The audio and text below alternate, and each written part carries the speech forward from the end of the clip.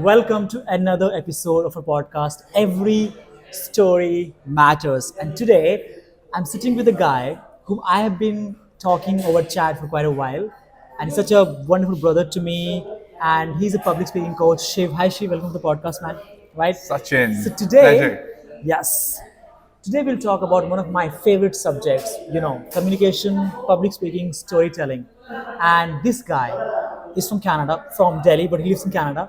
And he's been coaching students, CEOs, founders in communication, public speaking.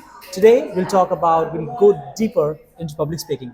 But before that, as you know, the theme of the podcast is every story matters. So what's your story?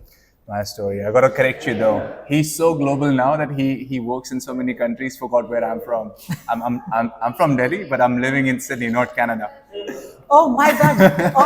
My bad. Okay, he's from Yasin Australia. is in Canada. Yeah, right. Yasin is in Canada. Yes, in Canada. Yeah, absolutely. Yeah. So I was born in Delhi and I moved to Australia in 2019. What's my story, man? That's a big question. That's a loaded question, yeah? Yes, that is. Yes. Look, every time I tell this, I feel it's a very cliche story. It almost sounds made up. Yeah. So when I was studying in high school, Yeah. I was a very introverted kid. Like I would have struggles if I was walking down the corridor. Yeah. And if a kid of a different classroom asked me about something, like Yeah. directions to any place, Yeah. I would hesitate to answer that. I only had one friend most of my school, and public speaking or communication skills was something that was not in reach for me. And I remember how I felt the day when I was asked to go on stage in my classroom. Yeah. My teacher asked me to go in front and read out a poem from a textbook. Right. And as I'm walking towards the podium, Sachin, my legs were shaking Yeah. and my palms were all sweaty. Yeah. So I got on the podium. The teacher is sitting on the left and the class is in front. Even before I could utter a word, this was dry. My throat was absolutely dry. And I think the teacher took pride on me. She saw that my legs were trembling. Nobody else could see it because it was behind the podium. Yeah. She said, Shiv, go sit, try it next time. Yeah. And as I'm walking back to my seat, I felt completely helpless. Like I felt this is the worst feeling in the entire world. I felt that I had no control over me, let alone have any control over the audience. So that's the day where the idea or the seed was planted that I want to improve this skill. And let me tell you, that was almost 12 years ago. So for the last decade, I've been working on this craft. Every year I've gotten better and better and better, and where I am today. So again, it's a very loaded question, but that was where the seed was planted. I'll let you do the CT and conversation spreading now. Sure. I loved how you brought that up. Right. So, talking about your story, it is so relatable to me because I had kind of similar experience. Right. 2016, 5th September 2016, Teachers' Day. And I was about to give a speech on Teachers' Day, right? And the only reason I chose to give a speech because I wanted to impress my crush, right? Like, whoa, it's like been what, almost 10 years now, right? And I go on the stage and I hold the mic and start saying, good morning, everyone. My name is Sachin, and blank. And I heard the laugh. Everybody started laughing at me, and I'm telling you, hey man, from there to here, you've come a long way. Okay.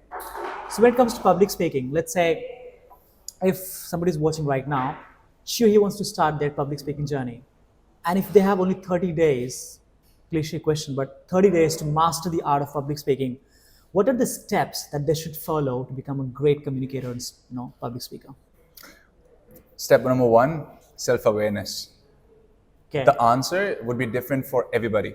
30 days to you would look completely different to 30 days of Sachin at 12 years old. So you need to figure out where you are at this step. Right. Maybe for you right now, speaking in front of 100 people might seem very far-fetched. Yes. Speaking to one person is almost speaking to 100. So figure out where you are in that ladder. And if you are at the very beginning of your journey, completely introverted, you do not like talking to anybody. Yeah. This is what I said to one of my friends who is studying at IIT Bombay. And I was telling him, start by saying hello to one person a day. And to you and me, it's like, well, what's that going to do? Yeah. But if you're listening to this and if you're an introvert and if you do not like talking to people, Yeah. I know that that is a challenge. Yeah. Saying hello to someone, a stranger, Yeah. is a challenge. Start by saying hello. Walk down the corridor of your classroom, of your office, or on the street. Yeah. If you see somebody making eye contact with you, hi, Yeah. how are you? Yeah. That's it. Walk away. Yeah. You don't have to hold the conversation, No. just saying hello or good Yeah. morning. Great. Next step would be, if you're comfortable with that, see if you can have a chat. If you're waiting for the coffee, when we were waiting for the coffee, Sachin Yeah. was having a chat with the person who was waiting in the line as well. Yeah. Could you do that? Try that, right? Yeah. What's the worst thing that could happen? Probably you will have a bad conversation. Yeah. Maybe you will never see that person again as well. Yeah. So at a coffee shop, at a restaurant, any public place where you Yeah. think that person is someone you won't see again, Yeah. the risks are low. Oh yeah. Right? So true. Yeah. So you can try that there. Yeah. And one thing that I've realized is you can read all the books, you can listen to this podcast, but nothing would change Yeah.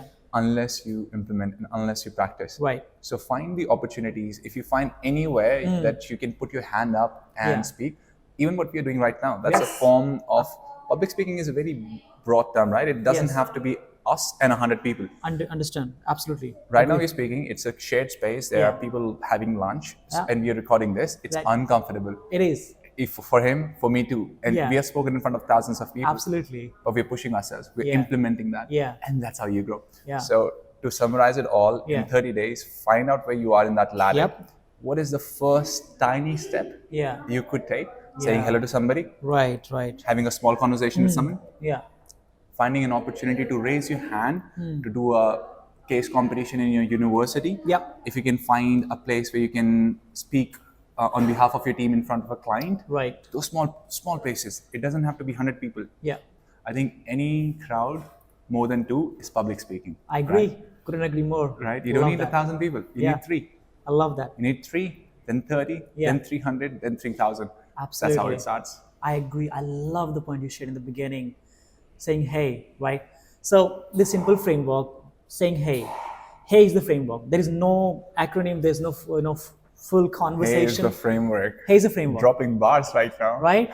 So this is exactly what I do, bro. Thank you for sharing. First of all, this is exactly what I do. So I am in a coffee shop, at a cafe, in a beach, at a beach, or anywhere, and if I want to start a conversation with somebody, and in a networking event for that matter, I simply say, hey, how are you doing? The way you said right now, hey, how are you doing? And I agree, what is the worst that can happen to you?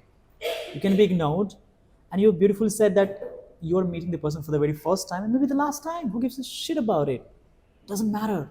So I completely agree with your point. Just go there, say hi to people. Just say, hey, how are you doing? Even if you cannot say how are you doing, make the eye contact, say, hey, I'm telling you, And walk away. walk away, right?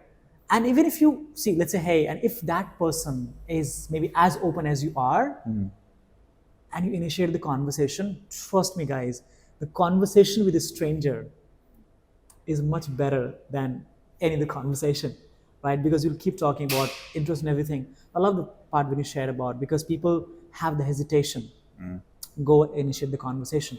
So what would be your message for the people who think too much before starting a conversation? Like they're like, oh, I don't know what to do. Apart from hey, So how they can get over that fear, you yeah, mean? fear, yeah, because fear is a big thing. All right, I want to take you back to 2020. Yeah, So 2020, right? It's COVID, and that's my second year in Sydney. I moved there in 2019, so I'm like, shit. I wanted to travel. I wanted to be here, explore Australia. Now I can't do anything. yeah, 2021, lockdowns lifted. Things started getting a little bit better. I graduated. yeah, So now I'm sitting in my room thinking, what's a job that can help me get paid and travel? okay, So interesting. the job that I decided to do was pick a Knocking the guess. door. No shit. I signed up for a door-to-door sales job. Wow. That was my first full-time job in Australia. So let me tell you the first week, right? Right. So the first day on the job, I'm with my mentor, and she's knocking on doors. I'm right there. I'm making notes, seeing how it is done. Sure. And at that point of time, my communication skills were not still that great as they are right now. Yeah.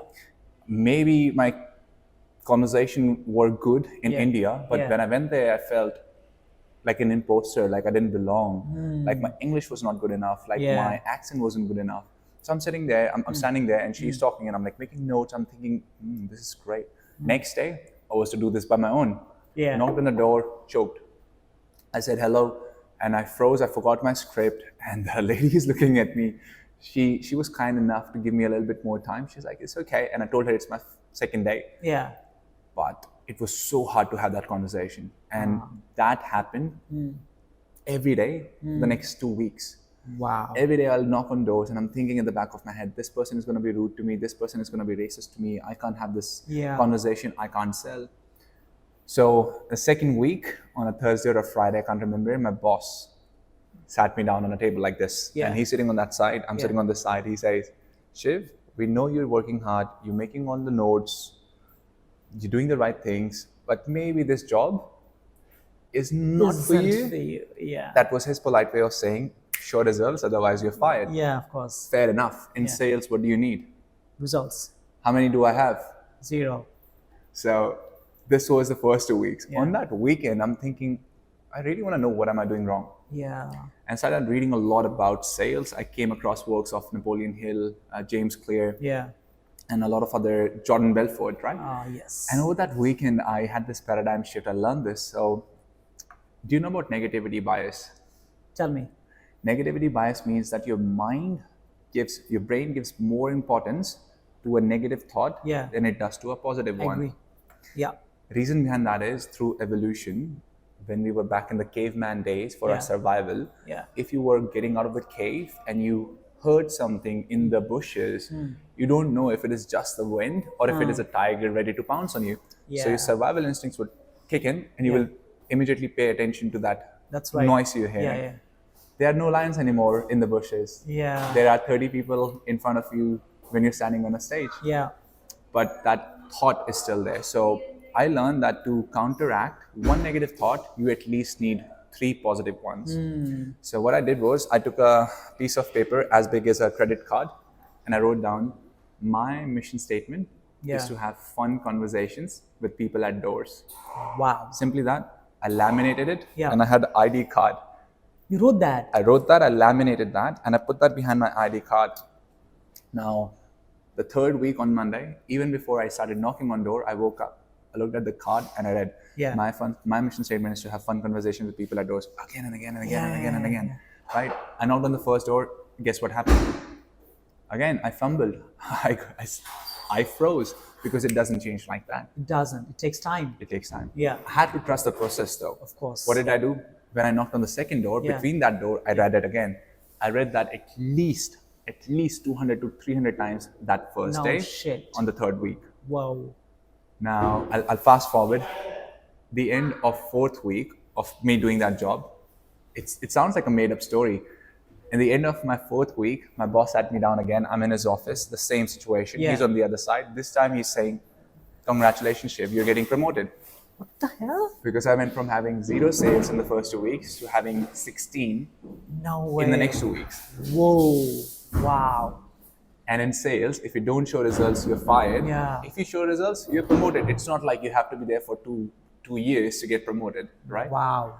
And it blew my mind away. I was like, shit, only thing that I changed. Holy shit, really? Only thing that I changed was the narrative that was going up here. Yeah. And that's when I realized that what we tell ourselves matter a lot more than the tools, the skills, the frameworks, skills. I couldn't agree more. So it was a very long-winded answer to your question. What would I tell to somebody who's afraid to have a conversation with people? Have the right narrative in your mind. If you're feeling like, if I go and I have a chat with this stranger, they're going to judge me, they're going to be rude, they're going to be racist, I would have a bad time. Change that narrative to as simple as, I'll have a fun conversation with this person. I will probably learn something new about them. Right. Go there with curiosity. And when you have that, when you change that mindset, the way you approach that conversation changes completely. I love it. So that would be my simplest way to start having those conversations to get over your own self-limiting belief is change that and repeat it many, many, many times because of the negativity bias. I love it. It was simple yet so effective. Okay. And what I got from your conversation was, let's say if we go and start a conversation with somebody, here's what I realized. 99% of the time, people are kind. People are I generous. have stats. I talk to about 7,800. I always round it off to Yeah. 8,000 for dramatic effect. Yeah. But every day I would make notes of the number of people I've met. You're so right. I actually know this for a fact that Yeah. most people are actually kind Yeah. than what we expect. I would before I started the job, I would have thought that about 70% of people are rude or Yeah. not kind. Yeah. It's about 95% of the people Yeah. are nice, Absolutely. are kind. Right. And one more thing I'd like to add here is in today's world of AI and everything going on, people don't have real friends. People don't have real conversations most of the time. So actually, when you go out there and start a conversation with people, you're doing kind of an ihsan on them. You're kind of doing a favor to them by talking to them. True story. I met this guy in Dubai, big guy, I cannot take the name, but big guy, big billionaire guy. And I found him sitting in the cafe. I didn't know him. But that, chul machi thi mere ko just wanted to go and have the conversation and say, hey, hi man, how are you doing? I'm Sachin, by the way. Can you have a chat? And to my surprise, he said yes. And then we sat for almost 35 minutes, 40 minutes, right? Then I got to know that he's a billionaire guy. But even if he has a big company, big thing in his life, he does not have actually good friends to talk to. And he's told me, Shiv, and I quote him, he said, this was the best conversation I've had in the last 7 years. I'm like, wow. So, number one, Why do you think that was? huh? Why do you think that was? What did you do in that conversation that made him think it was the best conversation he had in many years? I listened, right? People say that communication is all about talk, talk, talk, talk, talk, talk. No, it's more about listening and paying attention. I always say that the best and the biggest gift you can give to somebody is when you listen to them, is when you don't interrupt them, right? When he was sharing his story, I was not connecting. So, oh, wait, I have the same story. No, I was like, okay, tell me more. And he kept speaking, kept speaking, kept speaking. And he told me that this was the best conversation I've ever had. And he told me that nobody was as good listener as he's ever met someone, right? So, number one, people are kinder. Number two, in today's world, people do not have really good friends to have real conversations. And I always say that today's world is deprived of good conversations and good listeners. So if you can go out there and initiate the conversation, let them speak about their story, I think you'll end up making some great connections, right? I'll get back to your story of knocking the door.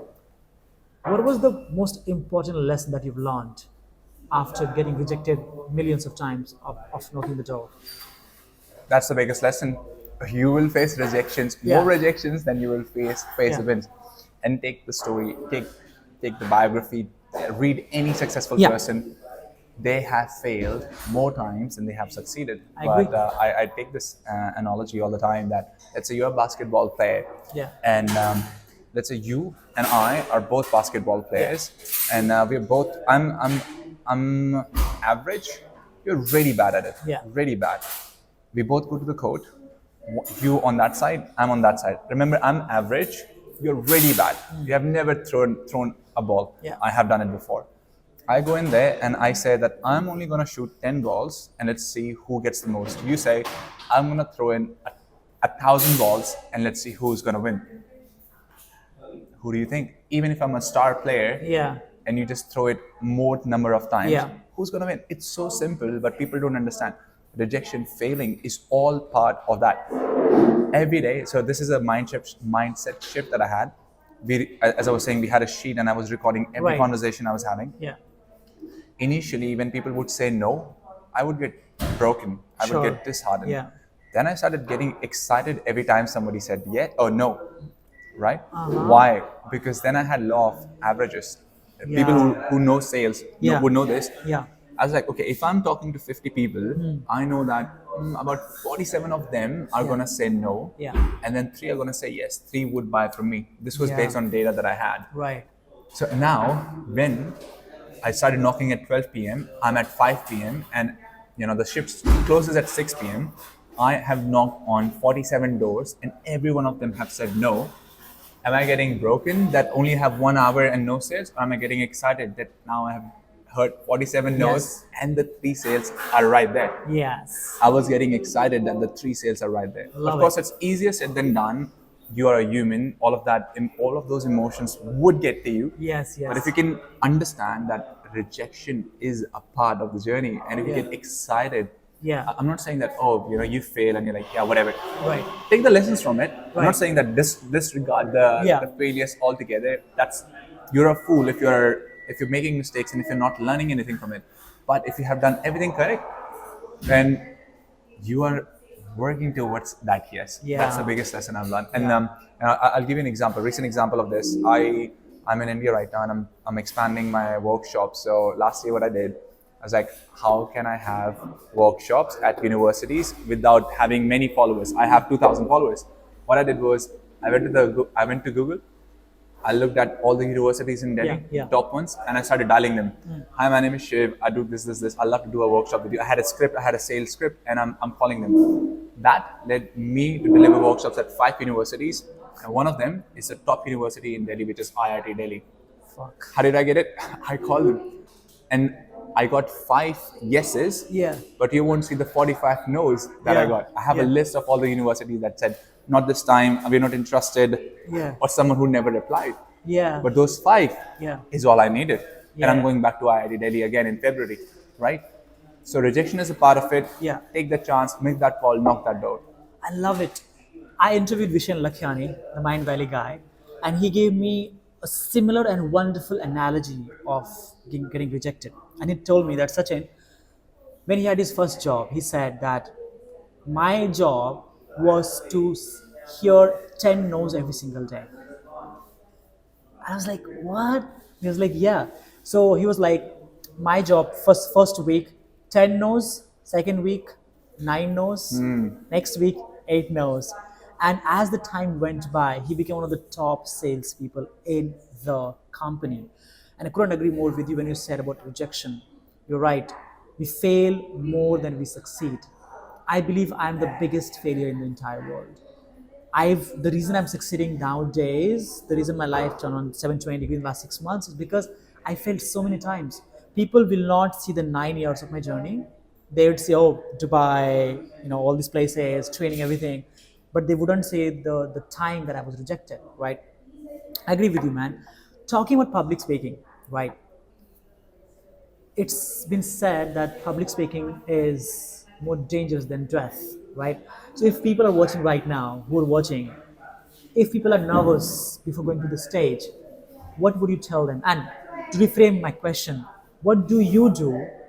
What rituals do you follow to become confident on the stage before going there? I love that question. And again, every time somebody mentions that statement, that public speaking is, people are more afraid of public speaking than they're of death. Yeah. I say it's a myth. And Sachin, are you telling me, not for us, but if you're listening to this, are you telling me that you would rather take a bullet than take the mic?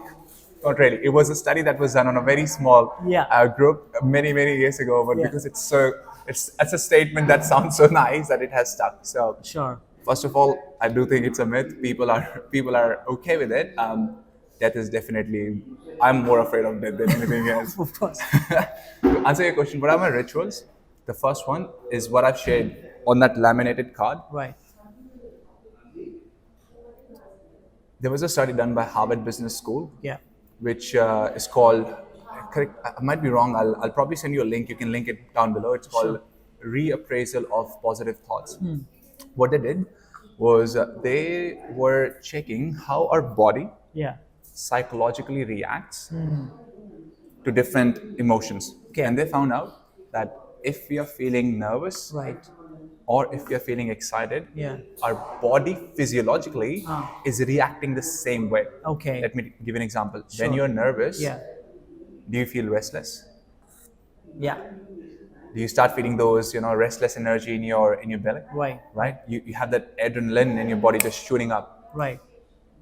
When you're excited, truly excited about something, Yeah. think about that time when you were ticking off that big goal of meeting Minjang or anything. Or for you, when you were Yes. feeling excited, Yeah. you feel restless. You Yeah. start feeling that energy rising and the adrenaline in your body rising. Right. They figured out body reacts the same way to both those emotions. Right. if we can just change what we are telling, the narrative, Yeah. we can channel all of that energy.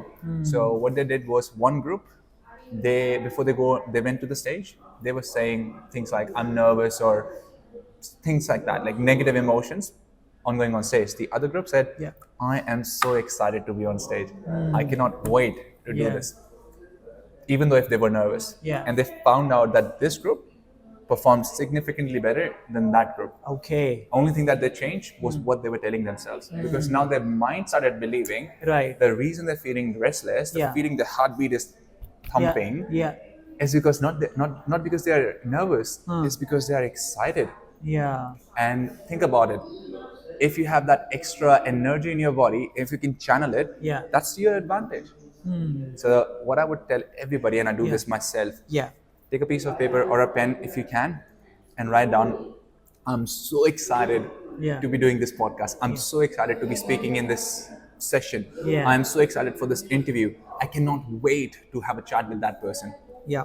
Right? And there are many ways you can do this. You can, if you don't, like, of course, if you have people around you, Yes. then you will just think about it. I'm so excited. I'm so excited. If you have the space, this is how you should do it. Take a piece of paper and a pen or your phone and write it or type it down, and then read it out aloud. Okay. Reason. Yeah. If you're just thinking about it in your head, Yeah. then you're just imagining it, which is great. It's great as well. Sure. But when you write it down and read it Say out it out aloud, loud. there are 4 senses that are involved now, Yes. which makes it more believable to you. Yes. What are those senses? Yeah. When you write it, it's the touch. Touch. Yes. The second Yeah. thing is you can see it in front of you. Right. Vision, Right. visual. Right. Right. When you read it out aloud, you're using your voice. Voice. And what happens when you're speaking? You also Listening.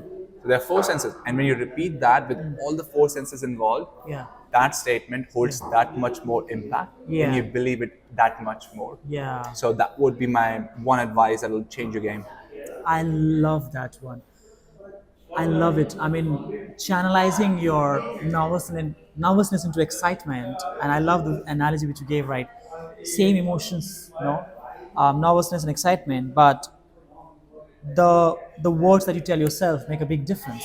And I couldn't agree more, because I believe the words that we tell ourselves make a big impact in our life, not only in public speaking but in every area of life. Right. Everything. Talking about speaking, there are times when people, when they're on the stage or team meeting or in conversation, let's talk about stage, Okay. right? And team meeting. Often people go blank. They are speaking, but all of a sudden, blank.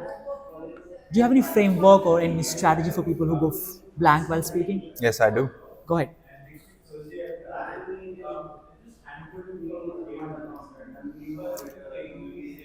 I got it.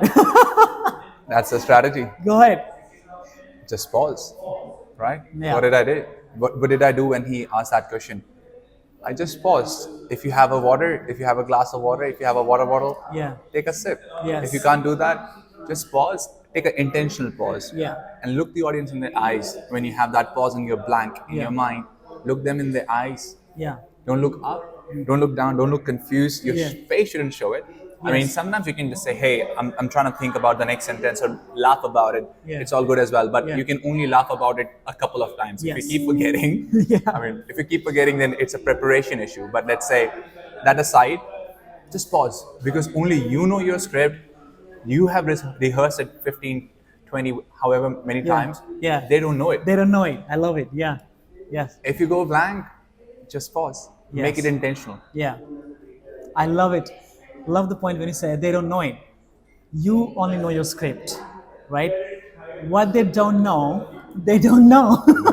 That's right. So you don't have to. And again, I agree with your point. Additionally, I can say that do not let them know that you're nervous. Do not let them feel that you're nervous. Don't let them feel that you've forgotten. There is a confusing expression. Do not show that expression. Oh, you forgot. No, give the confident pause. Okay, that helps. I love it. Talking about pausing. Pausing, I believe, is one of the biggest weapons of a great speaker and storyteller. Right. At the same time, I believe people do not take enough pauses. Right. Why do you think so, and how people can learn the art of taking a pause? I'll answer your first question first. Why don't people feel comfortable taking pauses? It comes down to not being comfortable taking space and Yeah. holding space for yourself. Yeah. Also about validation, because we are seeking validation. Yeah. Also about trying to prove our worth. So Yeah. what we do is we try to fill the gaps by speaking. We don't want to quiet down. We don't want to slow down, Right. or we don't want to do this. Yeah. Take that space, because we are like, no, if we take that space, that person is listening to me. I Right. don't want to waste their time, or I should keep speaking. Right. I want to tell them everything that I know. Sometimes it's also about that. Like you have so much, and that's something that I'm learning myself. I don't know about you. Yeah. We know so many things, and for us, it's like if we get 1 hour, Yeah. we wanna just distill everything. Then crush it. Yeah. And if we get told that you only have half an hour, in the beginning of my career of Yeah. coaching, I would cram that 1 hour into that 1 hour content into half hour. Yeah. What does that mean? I'm just speaking so fast. I Yeah. thought, oh, I've covered it all in 30 minutes. The audience didn't understand anything of it because I Yeah. was going so fast. Yeah. So I think the reason we don't take pauses is we are not comfortable with silences Okay. or taking that space or holding that space for ourselves. Yeah. What I'm doing right now, what you're doing right now, is we are slowing Yeah, down sometimes. absolutely. We are taking that pause to let Right. you, and like if I take a pause, it lets you also digest what I'm saying. So I think that's the first reason. And the second question was, what would I recommend to people how to take pauses? Right. Okay. The reason you should take pause is because when I did that, you were expecting what is coming next. Yes. There was anticipation. Anticipation. Yes. Think about a movie, think about a climax, think about Yeah. the music when it is building. Right. Before the climax, before something, there is that crescendo or that Yeah. pause, because that's when you get hooked. And I'm sure you would have done this sometime.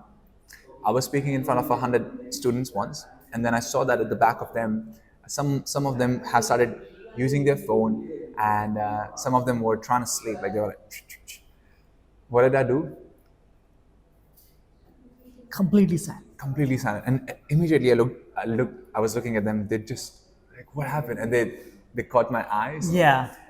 If you are just speaking and speaking and speaking, and you're not Yeah. taking pauses, your voice is becoming like white noise 100%. Yeah. to the audience. I agree. And when there is a pause, everyone is like, why is that happening? Yeah. So I think how you can do it is, when you have something to say, figure out what are the most important part in that sentence. Yeah. What is the most important key information, data, statistic Right. you want audience to remember? Agreed. And you pause right before or right after that important Yes. point. Yeah. And whatever is a long pause to you, if you're not comfortable with pauses, whatever is a long pause for Yeah. you, pause 1 second extra. Yes. Because I've seen Sachin, when I teach them, they go like, yes, I can pause. And this is an example. Yeah. So I'm speaking and I'm going to take a pause and I'll start speaking again. Yeah. Whatever a long pause is for you, if you're not comfortable with it, it's not long enough. Yeah. I agree. And what if I told you that pausing at the right time, at the right moment, will change the trajectory of the conversation presentation, right? One of my favorites, not one of, but my favorite, Win Jang, he talks about pausing so much, and I quote him. He says that people should take pauses for 3 reasons. Number one, when you take a pause, you give your audience the time to process what you've said. You're processing what I've said, right? Because I took the pause. And number two, when you take the pause, you give yourself time to think your next point, because what happens when we start speaking all the time, we do not give ourselves enough time to think the next That's right. point. Could I Number- just add one thing to your second point? Yeah. Especially true if English is your second language, and I have Oh, first-hand yes. experience of it when I moved to Australia, because I was speaking in my second language in front of people who have it as mother tongue. Yeah. You need to slow down a lot more A in lot. that. And if you speak English as your second, third language, Yeah. pause more. So you're giving yourself enough time to sometimes translate your thoughts into Yeah. words. I agree. The third point, thank you for sharing that. I love that point. Third point, the reason you should take the pauses, because you get rid of all the ums and ahs and yous, right? Using ums and ahs, these fillers, is the worst mistake you can make in your conversation, right? Imagine if I would have said, "Hey guys, so welcome to our next episode of every story matters, you're like, fuck off, mate, right? Then it wouldn't have held the same weight, right? So you should take the pause because it helps you get rid of all the ums and ahs. Do you have any other tips for people who use a lot of ums and ahs and how they can reduce it? For filler words, again, it's awareness. A lot of what we're talking about is an awareness. Do you even know that you use filler words? Yeah, If you do know you use filler words, do you know which filler words do you use? I love it. The best way to do this is start recording yourself. Take a random topic Yeah. and then start speaking on it for 2 to 3 minutes. Record yourself speaking on it and bring your awareness. When you watch it, there are so many things you can do, but Yeah. because you asked about filler words, when you watch yourself back, you can Yeah. find out what are the filler words that you use. Or if you're okay with it, even better is ask your friends, ask your family, ask Yeah. your colleagues about it because they would know it better than you. Yes. They were on the listening end. Yes. So if you ask, Yeah, hey, I'm just trying to improve, and what is the filler word that I use the most? absolutely. Could you tell us? We have an audience as well. Hey guys, Hey, what's thanks up? for making it live. We're Right. recording a podcast right Yeah. now. Which is discussing what conversations. So yeah, right. I love it. I love because I believe that once people stop using fillers and non-words, they automatically start sounding more credible and confident. Because this gives audience the time and process think as well, right? Talking about speaking, what do you think when it comes to speaking on the stage, right? What do you think? What are the top 3 worst mistakes that people make in speaking, and that you may have made as well? Oh, I've made more than 3 for sure. Go for 3,000 3. probably. So the Yes. worst mistakes people make while speaking on stage? Yes. Right. Number 1, thinking it's about them. Oh, I love it. Go ahead. Go on.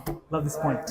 When I started speaking on stage, I used to think that I have the mic, I'm in the center of the Yes. spotlight, everybody is there to listen to me, Yes. I'm the celebrity. It's not about you, it's about them. It's about the audience. It's a gift, it's a blessing Oh, yeah, that yeah. you get an opportunity to Yes. hold mic, and then there's whatever number of people listening to you. Do not take that lightly. Never take that lightly. Do not make it about yourself. Have the right intention. Yeah. When you have the intention to serve, I love it. when you have the intention to give, Yes. when you have the intention to share, the audience connects with you because they know that you're not there to make it about you. Yeah. The worst mistake you can make is making it all about you. A second, I would say not having different elements in your speaking for Okay. audience engagement. Tell me about it. I'm sure you have sat in many different presentations, many different talks where you were just on the listening end and you felt like the speaker was talking at you. They're Oh, just yeah. talking at you. Just Yeah. like that. There's only one way communication happening. I'm sorry. Do you want to go a little deeper on what does talking at you means? Yeah. So talking at you means that I'm just sharing things with you. I'm just giving all of this. I'm vomiting stuff out of me. Okay, It's okay. one way talk. And I know it's hard to do what we're doing, Right. discussion or a conversation. Yeah, yeah. It's harder to do when you're speaking in front of 1,000 people. How do you have 1,000 conversations? Yeah. There are ways to do that. Yeah.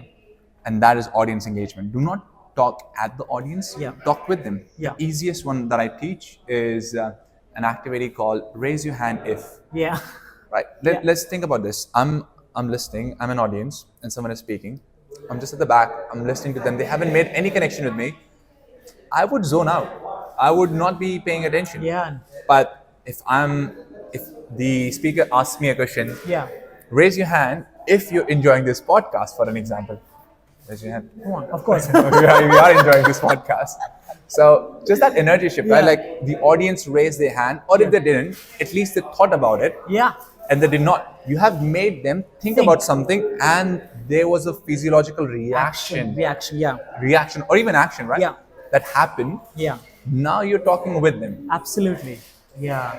So raise your hand if, and make sure the question is a yes or a no question. Yeah. You shouldn't ever complicate raise your hand if, because if I go raise your hand if you came to this podcast thinking it's going to be great and you have been enjoying it so far, I'm but zoning- you don't I'm think zoning about out, it, I'm zoning out. right? I'm zoning out. Yeah. Raise your hand if a yes or a no question. Yeah. And then do it with them if you're new to this. when I say raise your hand, if Yes. I show it That, myself, that is important. Yes. hold it there until you see a few people raising their hand. So Yeah. they know that they have to do it. Pause. The worst thing you can do is raise your hand if, and you answer that question, and then you go to the next thing right away. That's the worst mistake. And because there were some audience that were trying to raise their hand, but because you started moving to the next sentence, Yeah. they would never raise it again because you did not let them connect with you. Yeah. You did not let them raise their hand properly. Yes. So second worst mistake is talking at the audience, not with. How you can talk with Yeah. them is Yeah. that audience engagement. Right. Raise your hand if, ask a question. The third worst mistake you can make, I personally think this, is not recording it. Okay, tell me about it. I love this point. You would have noticed there is a theme in what I've been discussing about Yeah. self-awareness. You can't fix what you don't know. Yeah. Agree. So if you want to fix your public speaking, if you want to fix your presentations, if you want to fix your communication skills, yes, you can ask people, hey, what do you think I can improve upon? Or you can remember, I did this incorrectly. But there's nothing better than just having a phone there, invest yeah. in a tripod, even if you're not a content creator, Yeah. get one of your friends to record it, Yes. get an organizer to record it. Yeah. It doesn't have to be the perfect lighting. It's not going anywhere, just Right. record it. Right. Right? You don't need to need the mics. No, you don't. Doesn't. You don't. Doesn't matter. Yeah. Just record everything and then watch it back. I love You it. would learn 10 times more than Yeah. what you have learned listening to us for the last however minutes we have been going. Yeah. You will learn a lot more than just by watching yourself back. I agree. So those are the three biggest mistakes. I To love these recap, points. the first one is having the wrong intention. The intention, you should have the intention to serve, to share. Second one is talking at the audience, not with them. And the third one is not recording your talks. Of course, if it is confidential, I understand. Yeah. But any opportunity you can get to record your Yeah. time on stage, Yeah. do that. I love it. And my favorite, of course, all the points that you've shared were amazing. My favorite is not recording yourself enough. What if I told you I have made over 5,000 videos, No way. right? You can go on my Instagram, check, there are 1,500 videos. On my YouTube, around 1,000 videos, 600 videos, right? Almost. If you go on Facebook and type Sachin Thakur videos, randomly, you will find thousands of my videos. I have been making videos since 2020, right? And I always tell them R&R, record and review method. Record, okay, step number one, go on ChatGPT, right? Ask ChatGPT, hey, I'm gonna make some videos, right, to improve my communication skills. Give me 10 conversation starters. Step number one. Step number two, whatever topic is there, don't prepare. Don't prepare it. Just pull up your phone, turn on the camera, and start speaking on that particular topic for 2 to 3 minutes. Very important, right? Now, here's the best part. Very same day, do not look at yourself because it will cringe the shit out of you. Like, what the hell am I, right? Is this how I sound? Is this how I look? That's you actually. Next day, open your phone and do these steps. Step number one, just mute yourself, right? And just look at your body language. See, are you fidgeting too much, or are you making proper eye contact, or are you having weird expressions, or you're not expression at all? There are some people who don't have expressions at all, right? Number two, put up the phone, right, upside down, and just listen to yourself and see, are you speaking too fast or too slow, or maybe you're using too many ums and ahs. Write them down. Self-awareness, write them down. Very important. And the third and the most important, this is the most important thing. Put it together and make video again on the same topic, and whatever mistakes you made, try not to repeat it. For example, you were speaking fast, so fast. Tell yourself, okay, for the next 1 week, I am going to record the video where I will be keeping my rate of speech 5 out of 10, right? And I will speak a little slower. Once it's fixed, go to the next one. Okay, I was a little monotonous. I was not speaking with a lot of expressions. All right, tonality. Next week, I'm going to focus upon tonality. The worst mistake Shiv people make when they're on the journey of improving communication, storytelling skills, they think they will be improving everything at once, right? One thing at a time. Rate of speech, expressions, body language, tonality. Give yourself enough time. And I always say, If you can give yourself 30 to 45 days practicing record and review method, your communication skills, your ability to communicate with people and connect with people will be absolutely incredible. That's exactly what I do, and I recommend everybody do. So, what's your take on this? Everything you said, I'm absolutely aligned with it. Yeah, it's amazing. People just do not record themselves enough, right? I was in Dubai this month, right, for 10 days. What if I told you I recorded 150 videos?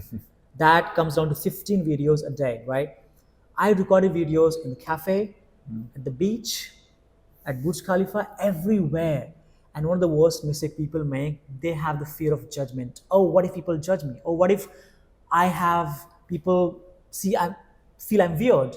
What is your take on, and what would be your advice for people who are too critical of themselves and other people that they will be judged? What's your take on that and advice to them? I might be misquoting this by Steve Jobs, but it said only the people who are okay to be looked as fools are the ones who chase the world. It's like there's a line there, right? Yeah, like something like that. Yeah.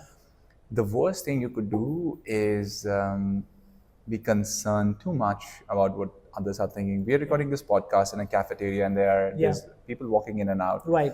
And not everybody would think, oh, these guys are doing amazing work. They're trying to record this podcast, trying to share their knowledge. Some of them might think that we're pretentious. We're trying to be these influencers. Right. Record this. Yeah. Again, because our intentions are right, that we want to serve, we want to share, we want to talk with you guys. Absolutely. You know, that intention is right. So everything else doesn't matter to us. And I'm not saying that we are like, now we're feeling a lot more comfortable. I don't know about you, but in the beginning, even for us, it was not comfortable. But there are 20, 30 people around us in this cafeteria. Yeah. My take is, be okay to look like a fool. That's the only way to succeed and to grow. I love it. Looking like a fool, like being okay with being a fool is so important, because if you cannot have the courage of looking like a fool, then eventually you'll suck up, right? Okay, one of the most important elements of communication is storytelling. And I'm the best at it. Just kidding, right? You are one of the best, definitely, you. man. Thank you, man. So, in speaking, number one, why do you think storytelling is important, and how can people become good storytellers? Why is it important, and how they can improve? Yeah. I love your double loaded questions. It's almost. I'm learning to ask better questions. No, you're good at it, man. I've been enjoying this. So I think the first one is why stories are important. Yeah. Very simple. Stories is how we have been passing knowledge, sharing things, from centuries and centuries and centuries ago. Ever since we humans originated, people were sharing stories through drawings back then. Then when we started learning how to speak, people used to sit down around a campfire, and then people would share stories about, okay, maybe if we went out hunting, this is what happened. That's how they learn. These are the fruits that we don't want to eat. Information, right? Storytelling skill is again something that I am learning. It's a beautiful skill to learn. I'm learning myself, but I think the reason it is important is because it surpasses a lot of your gate in your mind. If you're listening to somebody and they're sharing knowledge, if they are teaching, it might be hard for you to understand. But if they teach it via a story, then your brain receives it a lot better, because through evolution, we get hooked to stories. We're wired to stories. We crave good stories. Yeah, we do. Stories are where we go on an emotional ride, as you were saying. Yeah. I think that's why it is important. Yeah. How you can get better at it, again, you would be a better expert at this than I am. But one of the few things that I've been doing, and I tried doing that in this podcast as well when I was sharing my stories, is to feel your story when you're reliving it yourself. A lot of times we narrate it, but we don't feel it again. And I'm not saying you have to tell everything, that I was sitting on this table with my boss and I was wearing this thing. No, open the laptop, had the coffee. Had the coffee and I was shivering. Yeah. I'm not saying that you need to describe everything, but at least if I can feel sitting in that chair and having that chat with my boss, telling me that I'm almost about to lose my job, how did I feel? Right. If I can feel that like that, my voice, my body language would convey that. So I would say one thing that I could share is relive that story, feel those emotions again, and then when you feel that, your body would be able to express that, and then your audience would be able to feel that emotion as well because you're feeling it again. Yeah, I love it. I love how you initially mentioned about that we are hardwired for stories, right? Since our childhood, we have been told Nani Dadi ki kahaniyan, and we've been so, you know, engaged with the stories, right? And I love storytelling. This is something which gives me a lot of passion, and I love it what I do. Um, let's say when we are speaking with somebody, or maybe again public speaking on the stage, what is one thing that people can do to make their speech more memorable? Everything that we have discussed so far, but if I have to give one key takeaway, Yeah. is prepare. Oh yes, my Prepare. favorite. Yes. I read this somewhere and I live by this. Only a prepared speaker deserves to be a confident one. Oh, love it. If you want to be memorable, if you want your speech to land, you can't just go there and expect I will do a great job. I know that even the most experienced speakers, we are learning ourselves. We are great, Sure. but there are people like Win Jiang, Yasir, Yeah. and the giants in this industry. Yeah. They're not the people who would just say, yes, I'm good at this and Yeah. I can just go and do whatever. Yeah. Even for us, we prepare. And if you're love not it, yeah. prepared, you're going to mess up on stage. You're going to have a bad time. And when you're having a bad time, the audience is going to have a bad time. Oh yes. And the worst thing that you can do is lose your audience. Lose your audience because you have lost your own self on stage. So Absolutely. the way to make your speech memorable is plan and prepare for it to be memorable. I love I it. know it's a very blanket answer, but that's Right. where I would say you start. I love it. I'd like to add one more thing right there. I met Yasir Khan, right? One of my favorite He's public so speaking good. coaches, right? He's amazing. I had him on my podcast as well. Episode coming soon. He told me one thing, and before that conversation, when my TED talk was coming, I pinged him on WhatsApp. Hey man, I'm gonna give my TED talk. What advice do you have for me? What all advice do you have for me? He said one thing. He said, Sachin, rehearse your talk at least 20 times from the beginning till the end, 20 times. Nothing else. And guess what I did? I did not listen to him. I rehearsed 80 times. And that's why you were memorable on I that was stage. memorable, and I'm telling you, there were 23 more speakers on the day when my TED talk came. No disrespect, but none of their videos got more than 1 or 2,000 views. Mine, 25,000 views. It's amazing, right? So I agree with your point. Preparation, and one more step, again, similar thing, rehearsal. I believe the perfectionism lies in rehearsal. And the way you rehearse your talk is so very important, right? Preparation is important. Let's talk a bit of rehearsal. When you go on the stage, right, you have big presentation coming up, how do you rehearse? Depends on what am I rehearsing, depends on the format I'm delivering it.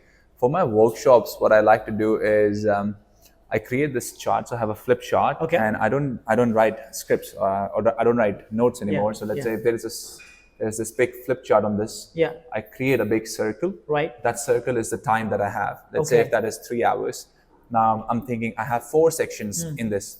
First is interpersonal skills. Right. I'll give it 1 hour. Then I have one to many public speaking. I'm going to Right. give it half an hour. So now Yeah. 1.5 hours are done. I'm drawing like a pie chart in Right, this. right. Then I have 30 minutes of networking skills, and then I Right. have 1 hour of interview skills or question answers, Right. whatever. First, I draft that. I have that, and I paste that on the wall. Yeah. Now, when I'm rehearsing, I have bullet points in each of those sections because Yeah. it's a big flip chart. Right. I have bullet points. In interpersonal skills, I'm going to talk about this framework. In one Yeah. to many, this is my layout. Now I've got that in front of me.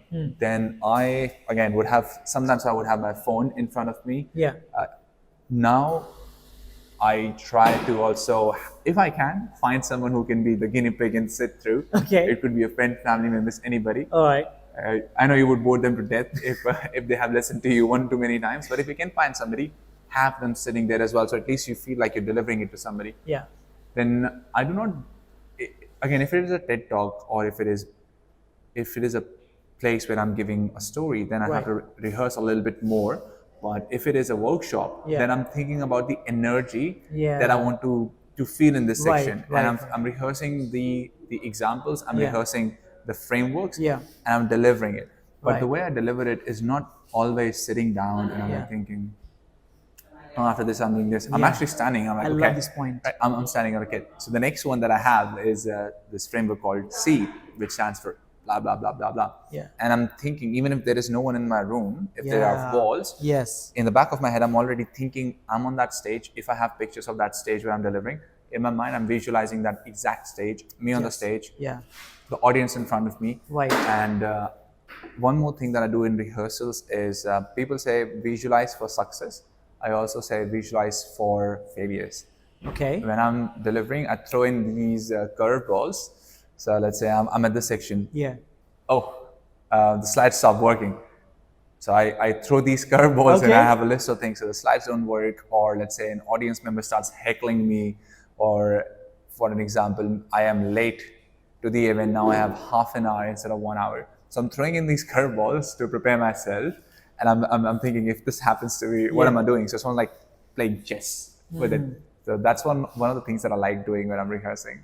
I love it. And my favorite part was when you said when you rehearse, you actually visualize the audience, right? One of the best thing which I did for my TED talk, and I do before any coaching and presentation session, I mentally visualize giving my session to them. Yes. I actually visualize them asking me the questions and me replying them with a lot of confidence, right? And I would try that one, the failure wala part. That's pretty. Yeah.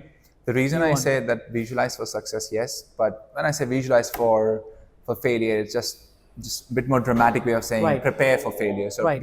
be prepared, because when you have spoken as many times as we have, just Yeah. because this is our profession, Right. you would know for sure that things would always go wrong. Yeah, Right? always. Have you Yes. ever delivered a workshop where the slides stopped working? It has happened with me. Has it ever happened that the clicker stopped working? Oh yes. Yeah. Couple Has times. it ever happened that you tripped on the stage? One time, yeah. Oh, yeah, really? It has happened. Yeah, it has happened. And See, embarrassed myself. that was a random question, It but has. Yeah. even that has happened. Yeah. Right. So right. I have visualized that I'm walking down the stage, and if I step on something, what is Yeah. going to happen Yeah. then? So when you do that Yeah. on the stage, these things would happen. One of these days, maybe not in this particular stage. The next time it might. Yeah. But when it does, you have prepared for it. You'll Yeah. be that much more confident. You won't lose. You would be memorable because Yeah. you were prepared for it. I love it. Man, this podcast was more like a public speaking session for me, right? Where I've got to learn so many things about public speaking. So thank you so much. I genuinely appreciate that, bro. The last few minutes, I want to ask you a few rapid fire questions. Ready? Go. Let's go. What's the best piece of advice you ever heard received? What's the best I have received? Yeah. Ooh, so many. Tell me one. How many seconds do I have? 1 second. Just 1 kidding. second. Just kidding. Go ahead, One go of ahead. the Just best kidding. pieces of advice that I've ever received is execute. Let me rephrase it. Raise your hand before you're ready. Okay. What's the worst piece of advice you heard received? What's the worst piece of advice? You need to be perfect to be a success. Okay. What's the best piece of advice for public speaking? Worst. Best. Oh, best piece of advice for public speaking. Yeah. Have the right intention. What's the worst piece of advice for public speaking? It's about you. I love it. Okay. What's the best book you have read on communication skills? I don't read books. You don't read books? I learn from watching YouTube videos or courses, not a reader. Okay. Oh, all right. So who's your top 5 speakers? Top 5. That's too many. I'll give you top 3. Okay, cool. Wen Zhang, Okay, cool. that's the number 1. He's my favorite as well. Yassi Khan, Okay. as we have talked about it, like these are giants in Sure. our industry. Yeah. And I do also like the way Harvey Specter speaks in Suits. I think he's a great You speaker. stole my favorites. Really? Cool. All right. Okay. So, guys, this conversation was a masterclass on public speaking. So, if you have ever been afraid of public speaking, communication skills, talking on the stage, having conversation, this is one of the best conversations I've ever had. Today we had Shiv from Australia, Dilli ka Munda Australian, right? And we talked about public speaking, storytelling, communication skills. And if you're somebody who has difficulty in communicating, talking on the stage, this is the episode to watch for, right? Last question. How's the podcast? Mate, you're good at this craft. So before this podcast started, we were having lunch, and I asked, Yeah. Sachin, we haven't really discussed what questions you're gonna ask, Yes. and he said, "Don't worry about it. This is what I'm gonna do, and I'm good at conversational threading." He was like throwing in fancy words, like I think I do see that in action. You're good at listening yourself first. Thank you, man. And then you're good at asking the right questions. I personally think that asking the right questions is also as important as knowing how to speak. Yeah. And you're phenomenal at it. I think when you have a guest on your podcast, the success of that podcast lies in the hands of the host on what you can get out of that guest Yeah. for the audience, and you're doing a phenomenal job at it. And for the people listening, thank you so much for giving Thank you. us time Yeah. of your day. I do not take this lightly. It's a blessing, and I'm super grateful for your time and for you, Thank you, for man. for your friendship, Thank man. you, brother. Thank you, brother.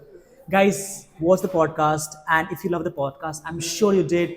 Please comment, like, and subscribe to our channel. And most importantly, share it because you have no idea who can be benefited from this conversation. And that was your host, Coach Sachin Thakur. And I will see you in the next episode of Every Story Matters because it does matter. It does. See you soon, guys. Take care.